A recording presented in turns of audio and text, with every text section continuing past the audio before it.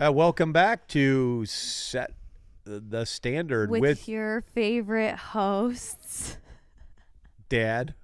and Genelle. Yes. So we're getting into the swing of things here. We're back in the 2024. We're rolling into our second season. Yes. And we've got a topic for you today. I think that's going to be kind of interesting.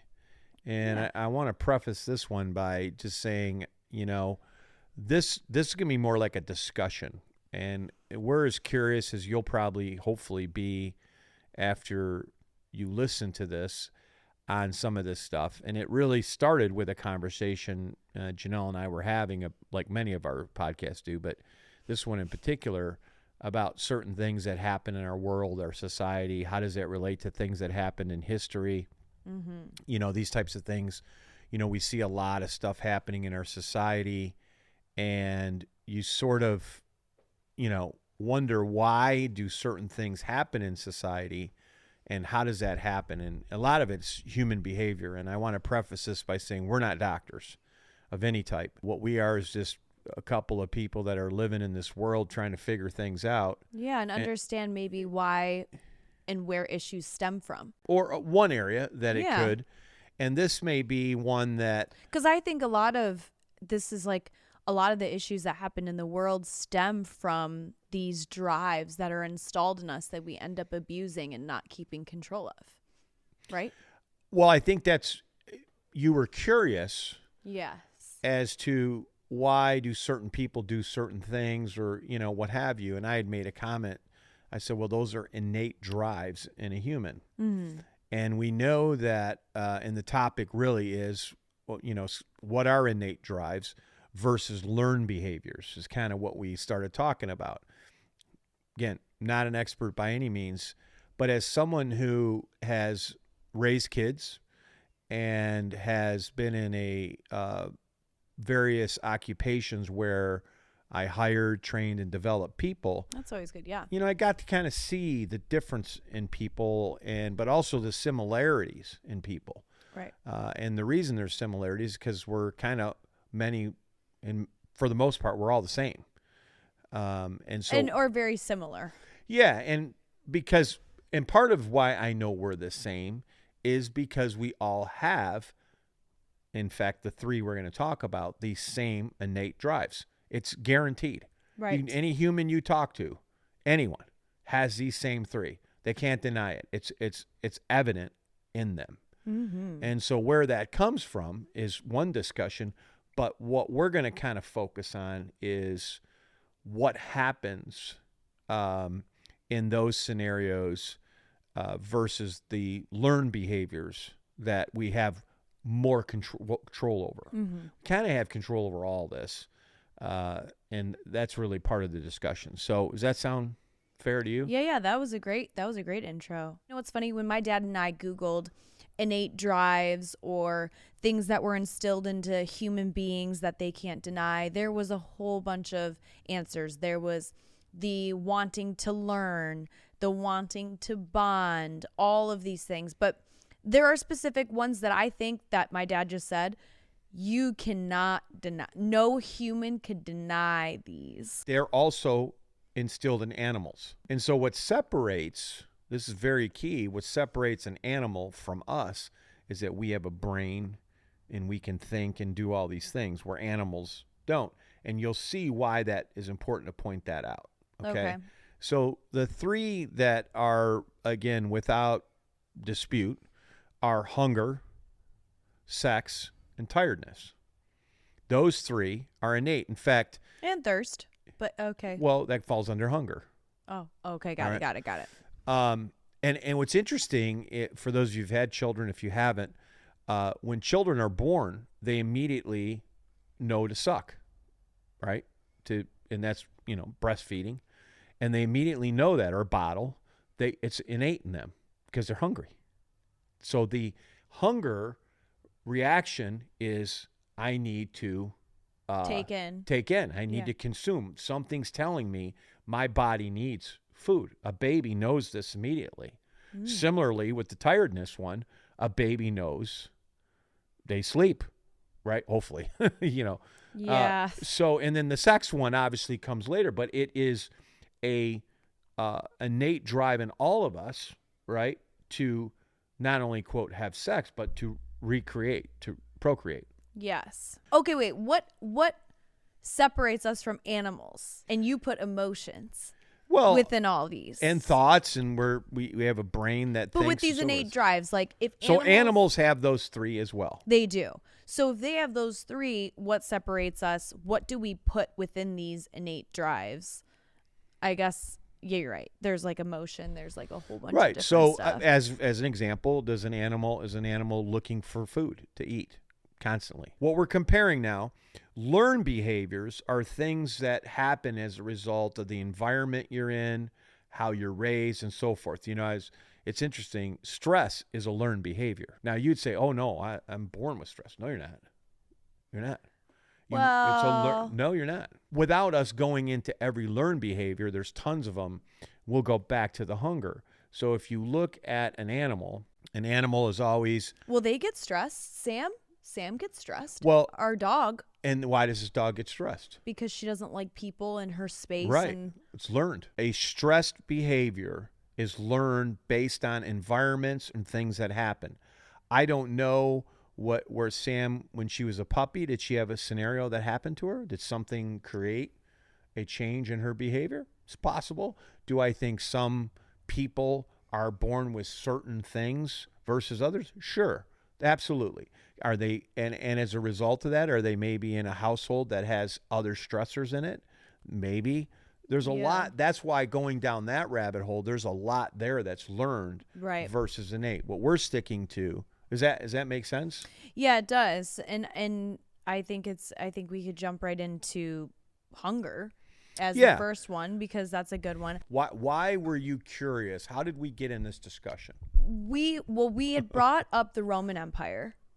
Okay. And their abuse towards like sex, basically. Mm-hmm. And also, why did they overuse this, right? And basically, just the idea of the internet and having access to all different types of things you can watch people do in scenarios that are sexual. You could literally look up anything. My dad said today, you could go on the internet and you could look at someone, being killed. Yeah, being killed. It's sick. So it's how has these drives in us to actually do good, right? To eat, to feed our bodies, to procreate, to make more humans so the earth can continue to thrive, and tiredness so we can sleep and have energy to make the earth go round and continue to live.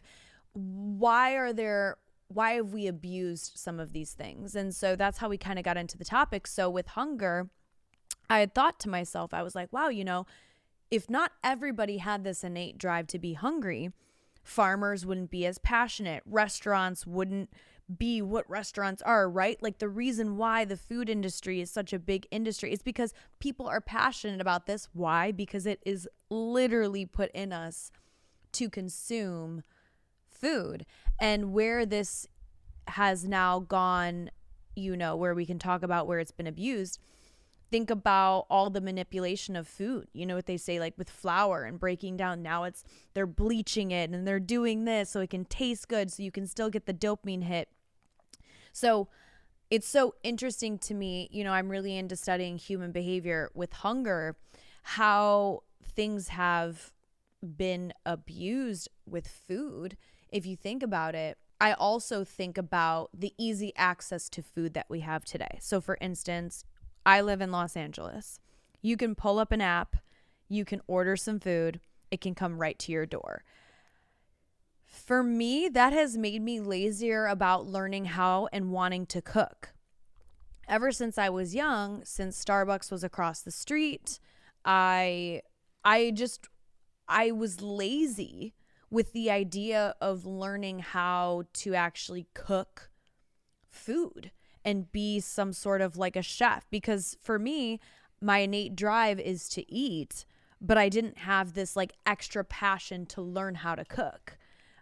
I was just like, but I think to myself, if those things were taken away, if the easy fast food or Starbucks or Postmates was taken away from me and I can't just order it to click on a button, would I be more experimental in how I cook food, in the farmers that I get my food from? Where is my food coming from? I've always been health conscious, but maybe if that was taken away from me, would I not be as lazy about being a cook and cooking my own homemade food? So, that's how some of these innate drives can be, I guess, overused, or, food and making food and hunger. Back in the day, people would go out and hunt to get their food. So what's the primary reason we eat? Primary. For energy. Our body requires Right. sustenance. Yes. We can't live without food and water. Now, you can actually live longer without food than you can with water. Totally. Right? So you can live without food for a month or more. Yeah, 40 days. days. Well, it depends on the person. With water, it's like, I think it's 5 or 7. I think forget. it's 7. And so when we look at the main reason that we have this innate drive, it was to fuel our bodies. Mm-hmm. Okay? The second reason we eat is for, what would you think? Why would you say this is one of the reasons? Well, we get the opportunity to taste great things. Enjoy, right? It's pleasure. Mm-hmm. It's like when you go out, whatever your favorite food is. Well, they say it's a dopamine hit in your head. It's pleasurable to eat, right? So we were talking about the Romans, because the Romans at one point ruled the world, right? They were in control of everything. And if you read any history books about the Romans, what also got them to there are a variety of reasons why they fell as a large rulership. They did a lot of things to excess. They lost focus, really. Mm-hmm. And I'm not saying they lost focus on food, but we eat first and foremost for energy, so we can get through the day, so we can do the things we need to do. Then, now, where that line goes from eating to just, have energy to do what we need to do, to eating for pleasure or because of taste or variety or whatever, is more about, really, has nothing to do necessarily with the energy side. It doesn't mean you're going to get any. It's more about the taste and the pleasure we get from eating it. You see? So if you had to only choose one or the other, if you were forced, it'd be, I just need food to survive. Right. And you would do so.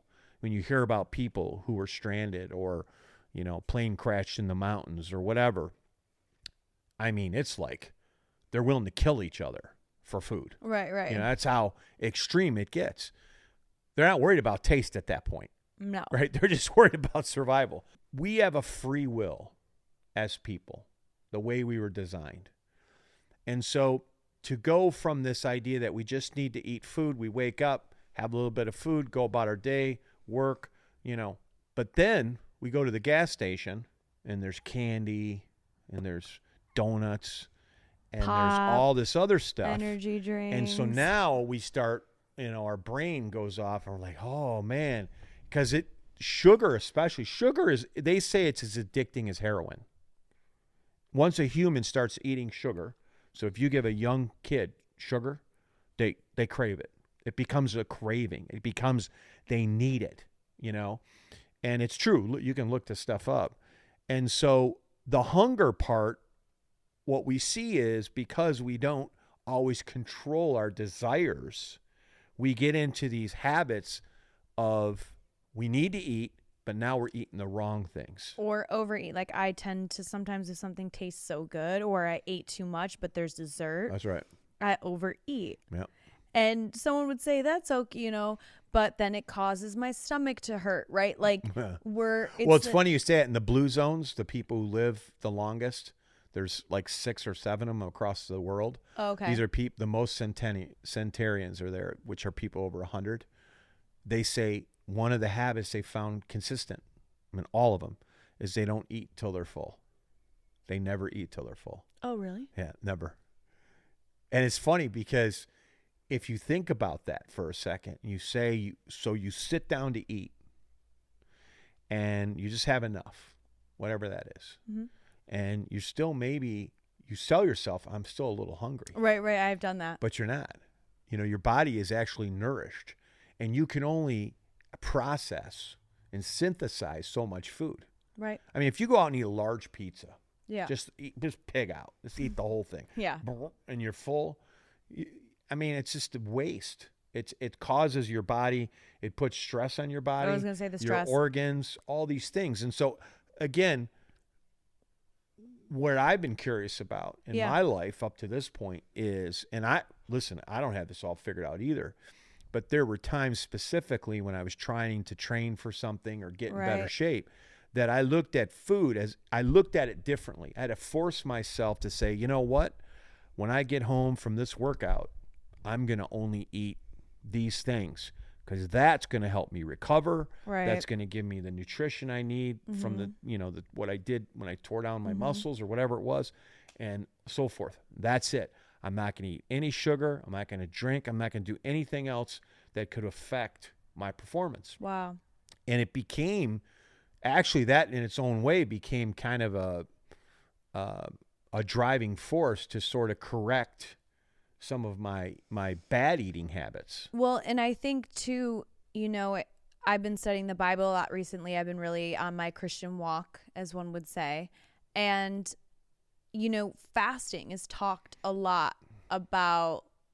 It's talked a lot in the Bible about how it can bring you closer to God, because eating and overdoing it as God knew would keep you away from him and keep you distracted if you're constantly in this state of well, they being say there's full. Emotional eating. They say people who have emotional problems will eat. It's called binge. Yeah. It's called a lot of things.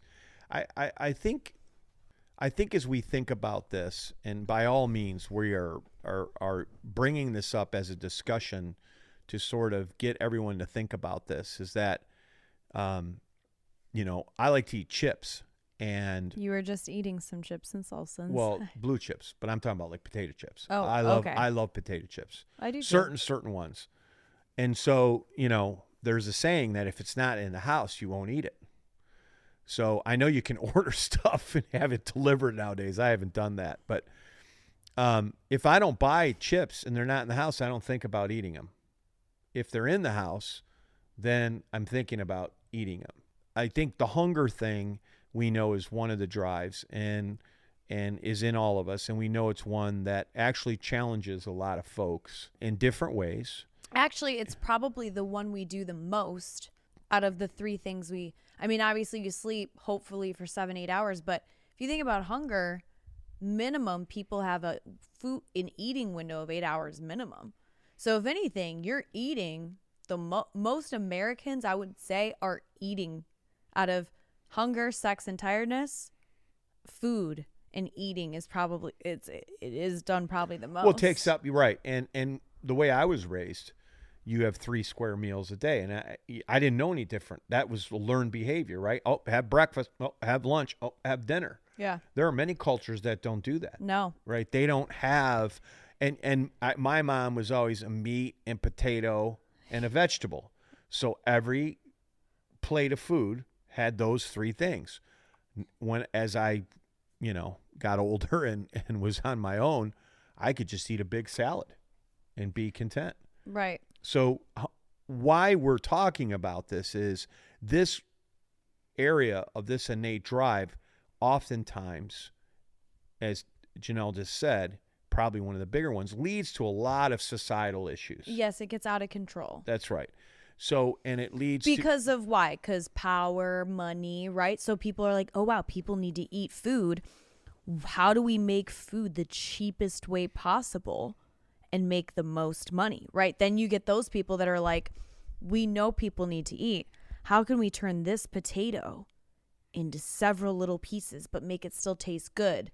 And then bring it down a little bit, add something we made to like fill it, but then cover it in salt and charge only like $1, and the potato itself costs us 10 cents, right? That's where it starts to get, instead of people lose the idea of, wow, farming for fresh, organic nutrients to feed the body so we can recover when we work out. or when we're doing our jobs or taking care of families or our loved ones or inspiring others or whatever it may be, you know, you get people with those like ideas of how can I exploit, like stretch this. Yeah, that's a probably a category that could be a podcast in its own. Yeah. Of how the our food industry. And It's our not even that. I'm farmers- just taking the umbrella idea of if people know hunger, sex, and tiredness are things we need. If they know that every human being born will need these or have drives to do these things, people are out there being like, how can we capitalize on this need? Of course, yeah. Right. Or you look at the diet industry specifically, it's a gazillion. I don't know what the actual number is. You can Google it, but it's probably billions and billions of dollars. Why? Well, because people have not been able to control their innate drive and hunger. And so they end up in different situations, whether it's you could go the route of weight, you could go in obesity, you could go the route of diabetes, you could do all these other health issues that are a result of not being able to control this drive for hunger. And now we have a drug you can take, Wegovy or one of those, that helps people lose weight, right? You take a pill and you lose weight. You said all the celebrities are taking it. Ozempic. Well, Wegovy, I think it's Ozempic. It's a couple of It's them. that's not a pill. They're Either way, and so a little different. What happens is, whether it's that or you go to Weight Watch, whatever the thing is, if you don't change your mindset, right, it doesn't matter. Or have self-control. That's right. Or you may to your drive. You may initially have success, and we hope along with that there is a education process about, you know, proper food intake and so forth. Yeah. If not, those folks are going to be right back where they started. And so the power of that drive can be overwhelming for people. Yeah. And I struggle with it. I mean, I think anyone that's human struggles with it. And that's why we brought up the animal side of it. Animals don't, right? Because animals take in what they need. Mm-hmm. And that's like a bear. You look at a bear, they go eat, get full, and they go hibernate. And when they come out, they eat until they get ready for the next. And that's what they do. Same with the sex. Animals generally procreate once or twice a year. Yeah, so let's pivot into sex. And that's it. And so humans, theoretically, with one partner, can only procreate once a year. Theoretically. Right? Yeah, I mean, you can only, if you have a wife and she gets pregnant, you're pretty solid there for 9 months. Nothing's going on. Sometimes in the 11th or 12th month, you can get pregnant. That happens quite often, actually. Oh, yeah.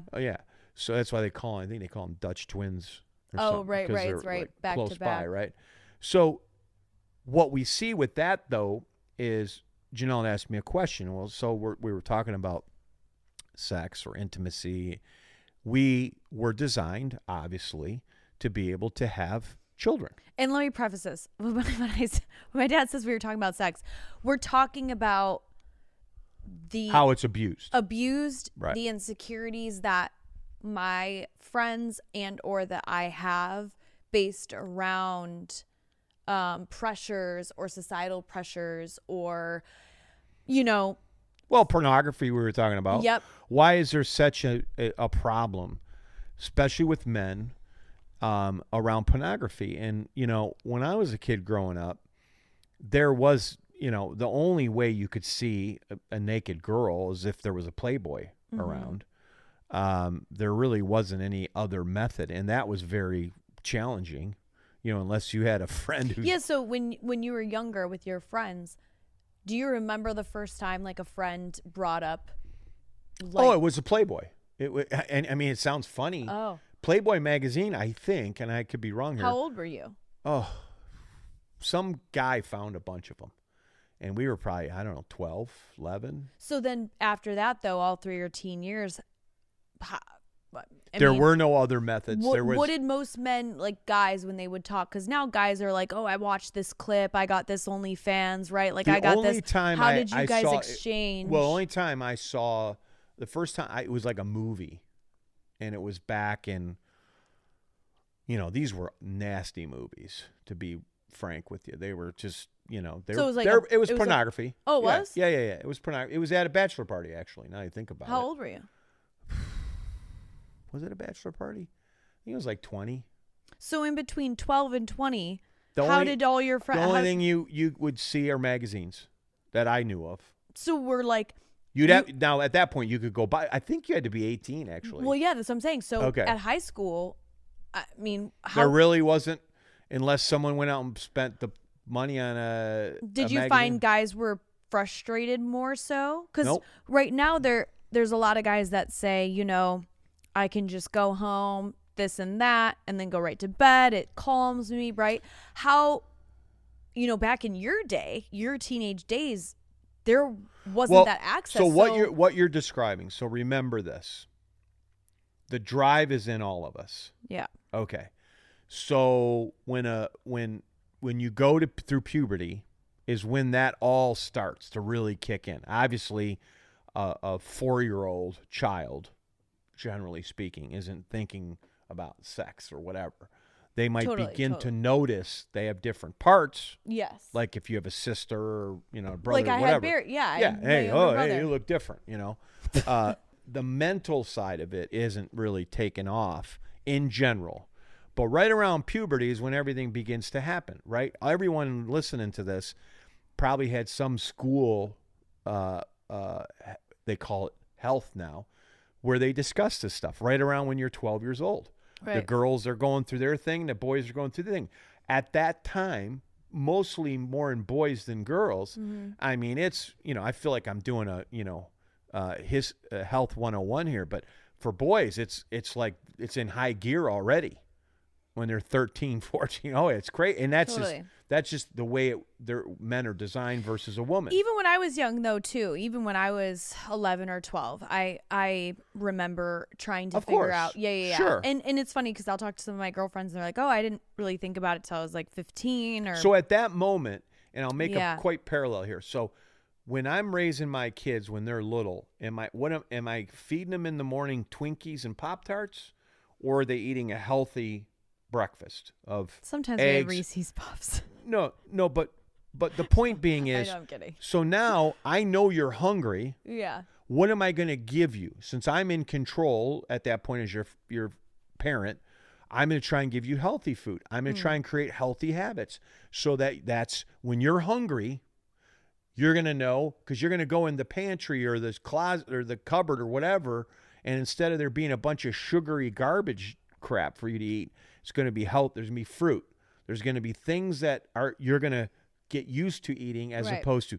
But if I train you early on, or as a parent, you start teaching your kids, here you go, Pop-Tarts, the fridge is loaded with Pepsi. I get that. But I'm coming back to sex now. But I brought up a great point to you yesterday.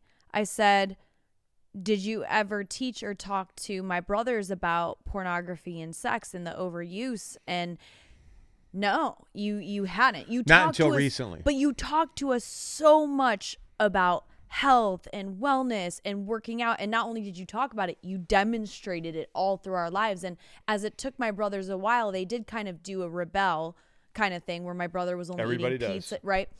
But they came back, and my brother Barry now, he really found his way from being overweight for his size. He was very much uncomfortable to now more fit. He could still work on some things, but has gotten so much better because he had from how he was raised and taught and saw his example, he then pivoted back. So I thought it was interesting because it's a touchy subject for me, and this is a whole other discussion, but we're just going to graze over this, with pornography and stuff like that. With my first relationship I was ever in, one of the first fights we ever did have, I remember it was after prom. I was 18 years old. We got in a fight about his use with porn, and it just really killed my self-confidence. And I know that there are some women out here that are like, oh, let him have it, it's not a big deal, even though she has purple hair and a completely different body type than you, that's not what he really loves, he's with you. But for me, it was really hard to tune that out, and it really affected my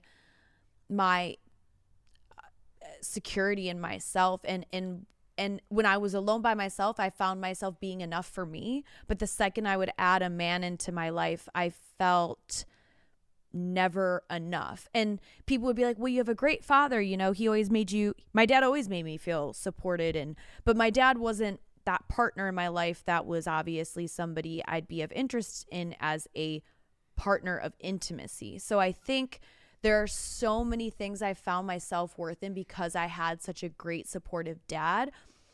But then when the men in society are now, you know, pornography is so normalized Prevalent. Yeah. and prevalent and normalized. Yeah, Well, tell them the story. it made me feel inadequate. You talk to a couple people that are in your circle. Yes. And they both, these are males, and they both were like, everybody does it. It's not a big deal. What's the problem? Yeah, I talked to a few, and they're just like, you know, I know one of the guys was like, you'll never find a man who doesn't watch it. So you should just get used to it and just get over yourself type of thing.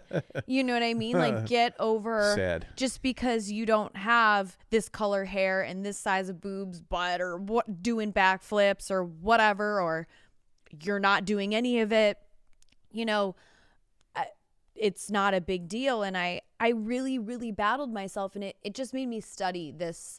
You know, here we are, we boil all of this need down to the desire to procreate. That's where it comes from. That's what's in us. Well, listen, it doesn't just, as we talked about food.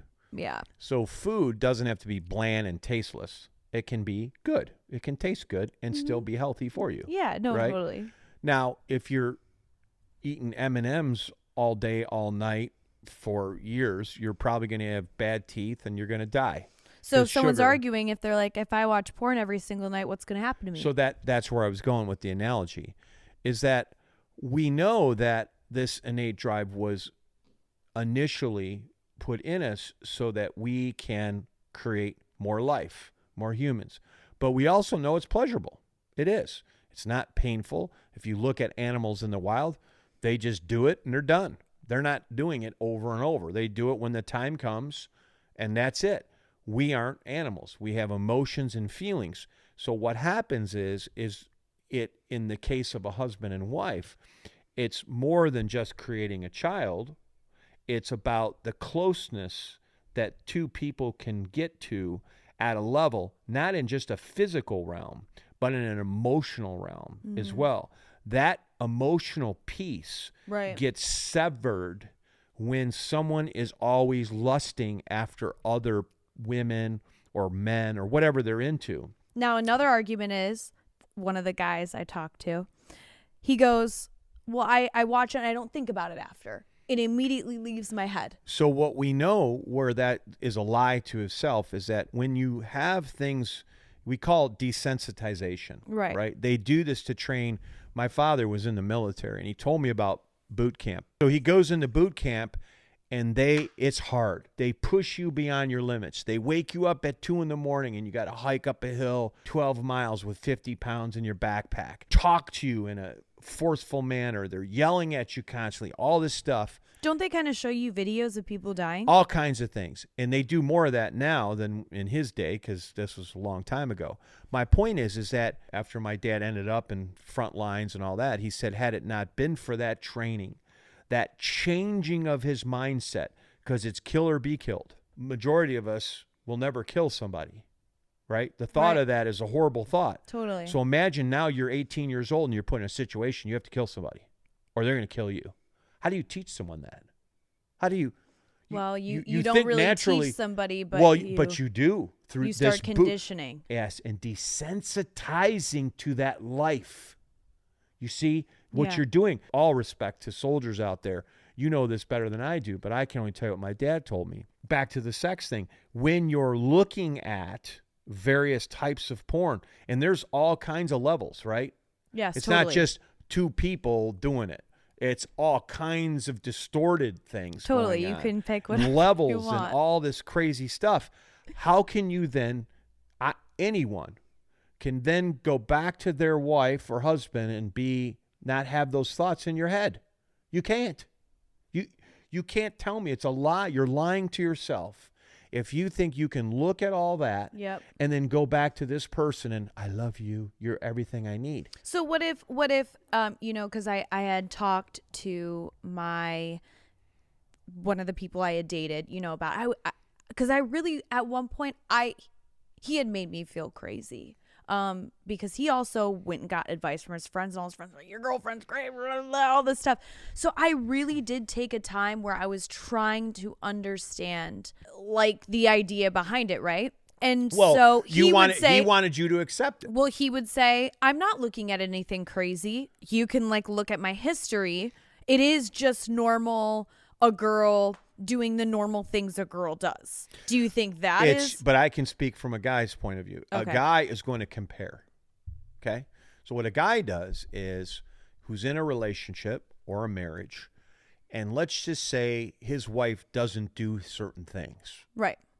And then he's watching this girl in this video, and she's doing thing. all the things that he wants his wife to do.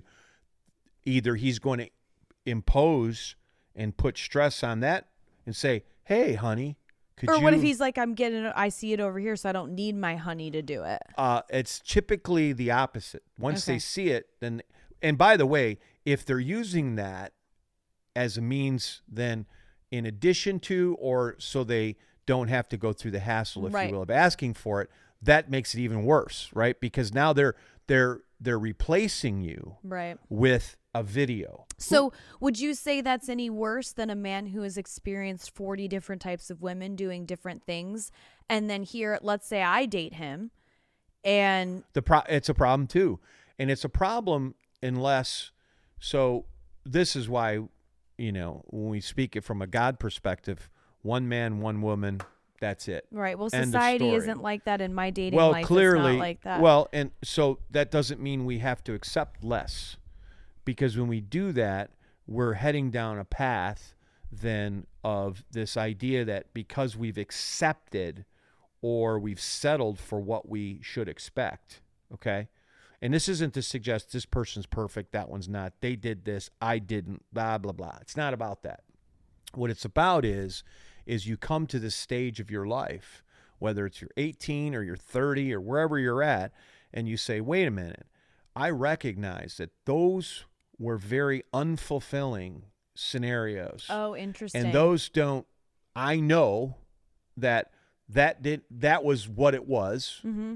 And now I recognize that isn't going to bring me the ultimate fulfillment that I know I was meant to be. And so as a person, then you fight for that. You fight for that.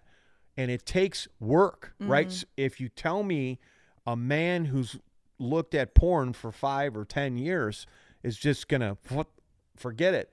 It's going to take some work and effort to make sure that it's addicting. It really is. It's something that is going to cause, it's going to take some effort in order for that to work past that. So again, you know, it's a problem is what it is. Yeah. And we as a society, as a man, as a woman, have to say it's not acceptable. Right. And I have to do a better job as a parent, you know, when I'm raising my kids, to have those conversations so that they know that that's unacceptable, that you can't do those things. Other parents need to do the same. Right. And that's where the discussion goes, right? That's how you get past these things in society, just like we're talking about the health issues from eating the wrong foods. Where does it start? Starts in the beginning, in your environment that you're in. If you're in an environment, unfortunately, that you find yourself years later wasn't the best environment, you're eating TV dinners and drinking Mountain Dew by the gallons, then it's your job to try and get a hold of that and fix it, because you can. You're going to want to eat.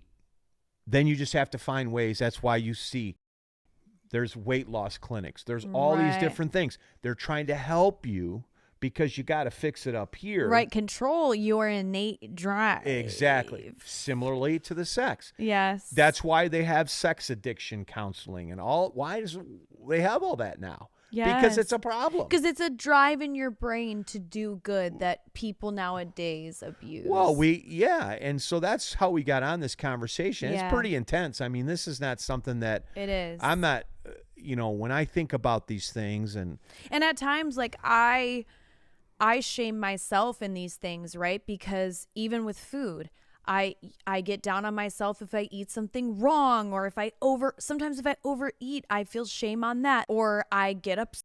So there's so many things that we're battling, and this conversation came up because I was like, where is this coming from? These are drives that we're all now putting us if to. you want to, this will be the last comment, but it's well documented that these things have an impact on society. And let's look at child slavery. Let's look at the whole underground sex trafficking thing. Why do we have a sex trafficking problem? Because people can't control their innate drive. You have these wealthy people, or lots, maybe not even wealthy, just obviously people who have issues that are wanting these young children as slaves for their sexual fulfillment. Right. Why? I don't think there's anybody on here that would say, "Oh, that's okay." No, it's not okay. Yeah. It's horrible. Yeah. So we if you're saying, "Well, you can't put that in the same bucket as a guy that decides to look at some sex on his phone." I am. They're both taking away from the natural instinctive thing that was designed for us, okay? And so, listen, I have not been perfect in this area. Yeah. And I like everyone has strived to get better. Right. And work towards it. The first thing is identifying it, just like the food thing. I mean, hey, I like to go out and eat pizza. I like to eat garbage chips. food and cookies and whatever. But, I'm working on it, right? I'm constantly, all right, not tonight. I got to keep that stuff out of the house or whatever it is. So, again, we thought this was just it's pretty intense to have this conversation. And I'm sure it's going to raise some ears up. But it's good because these are all things, these are drives we cannot avoid. It just is what it is. And whether you have been like, wow, I've fallen guilty to the overeating, to the porn, whatever you're like, these are drives we all have in us, and that we all aren't perfect, and we're all trying to gain control. And with this time in the world, I think it gets harder and harder to have self-control because of the accessibility to it. Yes. There's so much and food. That's what I'm saying, to food. Yeah. There's so much accessibility to me going to get a donut. Well, we could call right now. Yeah, right now. And have 4 large pizzas delivered. And donuts. And and whatever else, the cheese bread or whatever that stuff. We haven't had it in so long. And we could just binge. Right now. We could just Yep. And then Dad could turn on the TV. In fact, we should order a pizza. Dad could turn on the TV and you could watch porn for the next. I don't even have to turn on TV. I just open my phone. Yeah. It's out of control. Yeah. So, one last comment, because this kind of, was watching a news program today, and they had all the leaders from Facebook and Snapchat. Oh, yeah, they did. And all these other ones, social media, TikTok. And they had the CEOs in front of Congress, and they're asking the Congress is asking these CEOs to do more things to put in safety nets within their programs. Oh, yes, for kids. So that kids aren't being stalked, or, there are all these different things that, are horrible in our society. Mm-hmm. Why are those things going on? Back to what I said. So it's all around us, and what we can do is our part to try and work on it and try to be better at it. And I can say this with confidence. As a man, if you can find yourself working on, and the porn one is harder for men, I think, than for women. If you can find yourself working towards getting that out of your life, I promise you'll have a more fulfilling. If you're married like I am, or you have a woman in your life or a person in your life that you really love, you will have a more fulfilling relationship. Well, and Dad and Terry, his wife, said something to me kind of before we sat down and did this. I was sharing them some information on a newer couple that I know, and they were sharing that they, watch these things together and whatever. And Dad's wife goes, "This young? shouldn't you guys just be Be fired up about each other. Just man. the fact that you Just guys are enjoy young. each other. Yeah. And it made me think. I was like, yeah, you're young, you're in your prime, like all these stuff. Why do we need all this extra heavy lifting? You know what it is unfortunately probably started it before. Yeah. And they think they need it in order to have a fulfilling and they don't. Mm-mm. Just like anyway, we'll leave it there because there's a lot we can go on this one, and we thought it was kind of what are your thoughts? We'd love to know. We'd love to know your thoughts. Again, we are not experts. This is just and we haven't been perfect either. No, and we're searching this out. We're curious. And as many of our podcasts, we're trying to understand these things. We're doing our own research, but you can do some too. Mm-hmm. But you can also give us feedback. I'm sure there's plenty of that out there. So we appreciate you. Yeah, thank you guys so much for watching. We're getting started with the heat of the season. Ooh, this was a hot one. Yeah. It's hot. Let's more spray to down. come, but it'll be good. We're Time gonna to have take a lot cold more. plunge. Yeah, I'm gonna hit the sauna. No, I'm All just right, kidding. subscribe. All right. Yeah, we'll see you guys in the next video or the next podcast. Peace. Bye.